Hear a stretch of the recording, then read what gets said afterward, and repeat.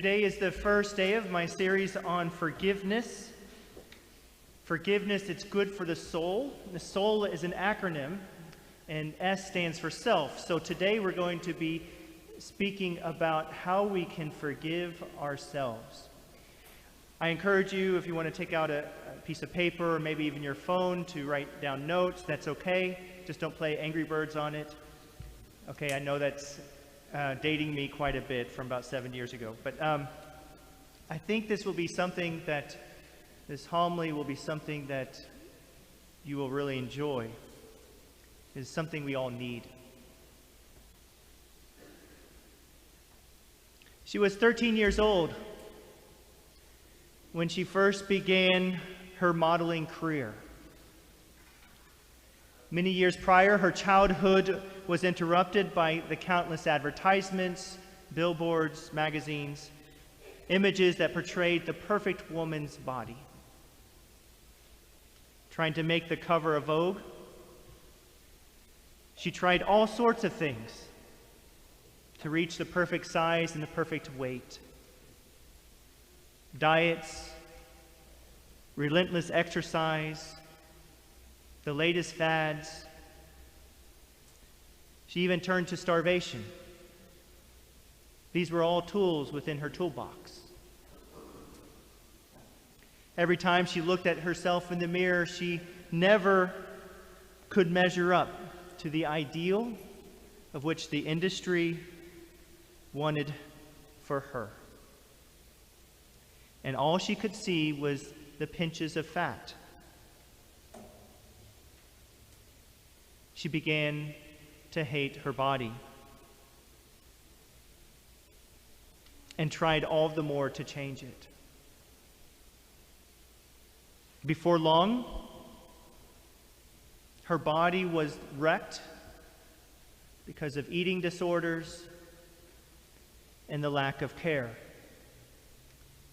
She began to hate herself. At a breaking point, she realized how much she was filled with hate and that she could just not keep going this way. This was the moment that grace entered her life. Iskra Lawrence recognized that God had made her in a certain way, and she didn't have to torture her body to conform to something that she was not. At first, she thought that she needed to forgive her body for the pain that she had put it through, but then she realized, no, she had to forgive herself. She regretted what she had done. She had to forgive herself for giving in to the eating disorder that had consumed so much of her life. And so her road to recovery began. And she would eventually forgive herself, and she would help other women to do the same. How did Iskra do so? We will find out at the end of the homily. Iskra's story is familiar to us, each and every one of us. Some of us have been in that same very dark place as Iskra Lawrence. Many more of us might have been in that place where we stood at one point in front of a mirror and we disliked our bodies for one reason or another, and we wished that we were different. But all of us have been in that place where we have regretted something deeply that we have done in our lives. And if we've been in that place of regret, that means that we've been in the place where we need to forgive ourselves. Now, this might look different from every single person. It might be circumstantial or kind of what happened because of life. For instance, a father of a young son jumping into his car quickly to get to work because he was late, and he didn't notice that his toddler son had followed him out. He backed up without looking and heard a thud.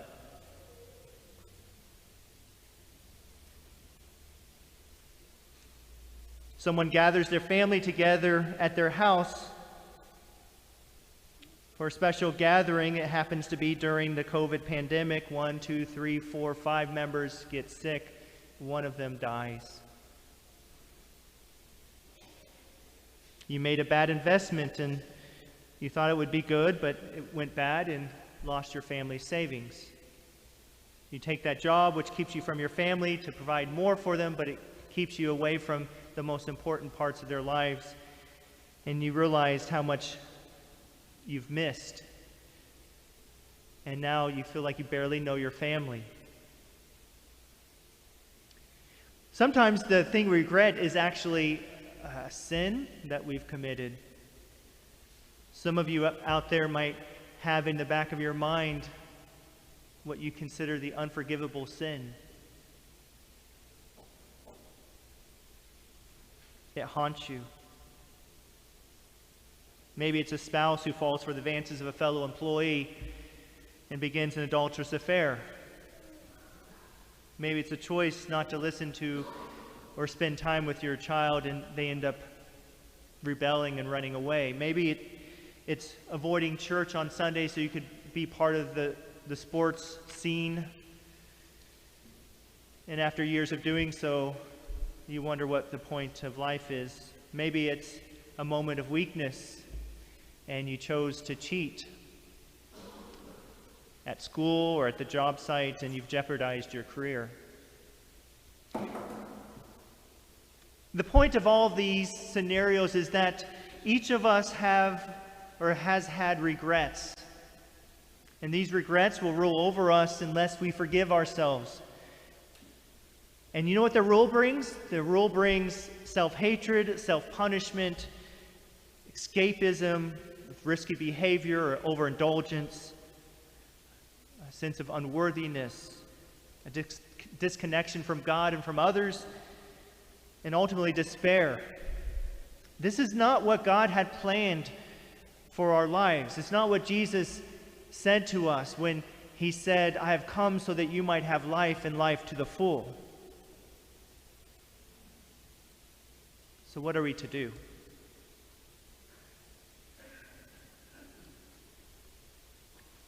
The first step for each of us is to listen to the voice of Jesus Christ, not to the voice of the crazies that go through our head. On the mountaintop, on Mount Tabor, the Father reveals to Saints Peter, James, and John that Jesus is his divine Son. He commands them to listen to him. Indeed, they all did. Peter became the first Pope and Bishop of Rome. James was the Bishop of Jerusalem, and John simply took care of the Blessed Mother for the rest of her life. Each of them did overcome obstacles, sins, fears, and self-doubt to become some of the greatest leaders in the church as they sought to listen to the voice of Christ. And we are asked to do the same. We're not perfect. We're just like them. But we can choose to listen to Jesus' voice over those other crazy voices that hold us down. What happens when we get stuck in the cycle of regret is that we are listening to the wrong voice in our head. Does it come from the evil one? Does it come from our ego? Does it come from our own woundedness? Who knows? But what we do know is it causes us to be angry with ourselves. It accuses ourselves. We think that we're no good and not worthy of love. This fills us with despair and sadness.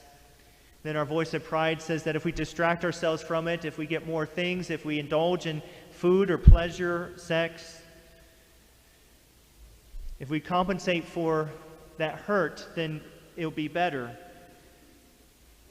But it doesn't. It doesn't get better, does it? Maybe we think if we punish ourselves enough, then we'll make do, we'll atone for our own hurt, our own pain, but that doesn't work either, does it? And so the cycle continues. Jesus' voice breaks through this cycle if we listen to him and if we allow him. To forgive is to let go of the anger attached to an event and to accept the reality of who we are and what Jesus and what God made us and destines for us.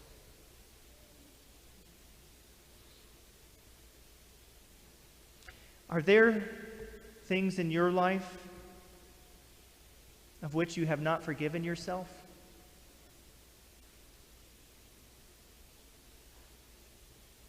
If you answer yes to that question, then listen to these 7 steps that will help you to forgive yourself and to move forward in a life of fullness and freedom that Jesus wants for you. Number 1, humbly accept responsibility for one's actions. For instance, someone might say, it wasn't my fault that I lost my virginity last year. It was the person who abused me when I was a kid. That abuse made me do that. You know what? You can't forgive yourself if you play the victimization card. No. Instead, yes, the person needs to say that the abuse was horrific and colored one's thoughts and wounded one, but the person chose to do the wrong. Humbly accept responsibility for the choice. It wasn't someone else's fault. Ask God to forgive you. We can't forgive ourselves if we don't first ask God for his forgiveness.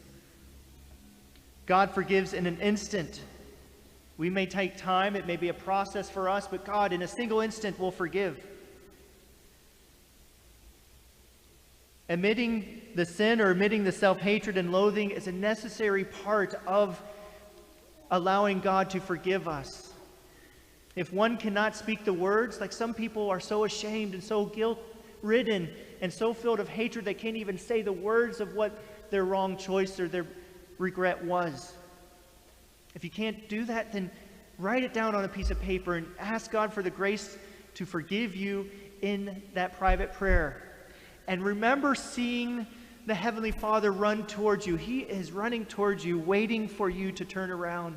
All he needs is you to admit what you have done. And he will be there to forgive you, to embrace you and love you as a father, his child.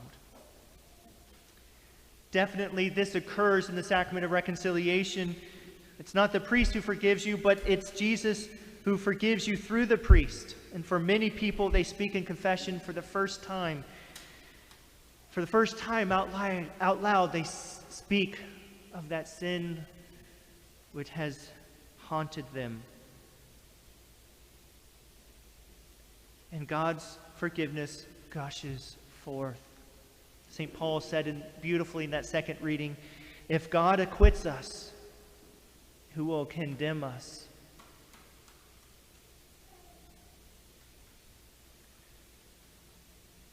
Number 3, if our regret or if our sinful choice is something that has hurt others, then we can go to them in sorrow and ask them to forgive us.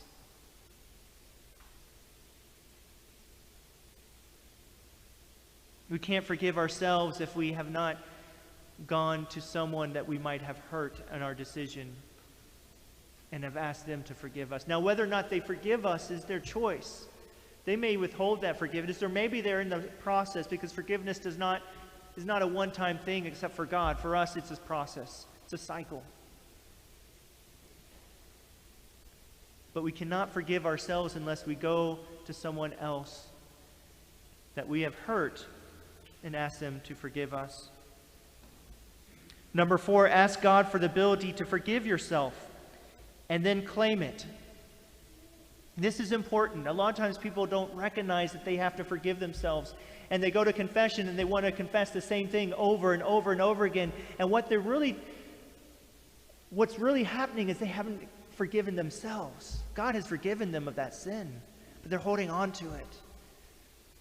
And we need to psychologically go before God and say, Lord, give me the grace to forgive myself for when I did this. If you need to write it in the journal, that's fine. If you need to say it out loud, you know, at night in your closet, in your bedroom, sure. If you need to have someone help you through praying through this, that's great. But going to God and saying, God, help me to forgive myself. C.S. Lewis says this: if God forgives us, we must forgive ourselves. Otherwise, it is almost like setting ourselves up as a higher authority than God. Have you ever thought about that? If God has forgiven us, why can't we forgive ourselves? Number 5, speak about the thing with others. Whether it's a minister, whether it's a counselor, friends, family members, small group in church, people that you trust. If you can speak about that thing which you regret, you make it lose its power over you. It will be difficult at first, but speaking about it ultimately is essential to moving towards acceptance. At first, you'll probably find that there's still a lot of shame and guilt associated with that particular thing. But as you speak about it, you'll be able to overcome that guilt and that shame. Number 6, do good and don't punish yourself. There's a story of a 17th century soldier who went to a revival in Spain led by St. John of Avila. He began to wail and moan loudly at the revival about his own sinfulness. And for weeks and months on end, he would go around the city square screaming at people for mercy and pleading for forgiveness. He eventually was placed in a mental hospital because the people thought he lost his marbles. And St. John of Avila decided to visit the young man and told him that he should put his energies toward helping others instead of punishing himself. This man did so, and the result was that the man spent the rest of his life serving the poor and the sick. And today we know him as St. John of God.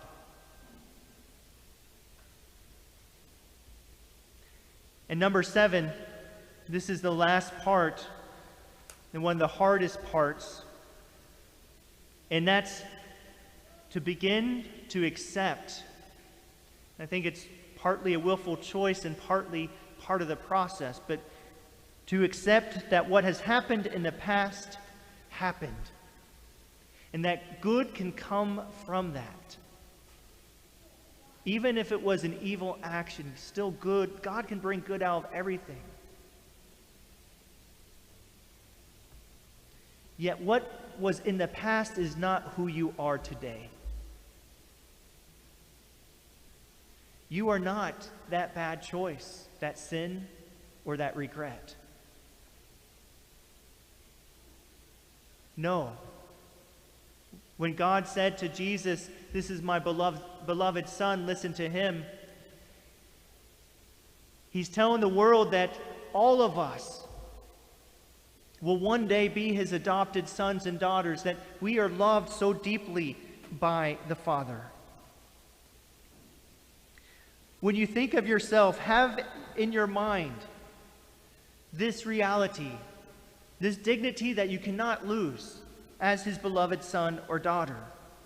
When you begin to have self-accusation and pity and self-hatred, direct your thoughts to this reality and this identity. Imagine yourself being embraced by the Father again and being loved by him. And nothing that you have done, even that thing that you think is the unforgivable, nothing you have done can keep you from his love.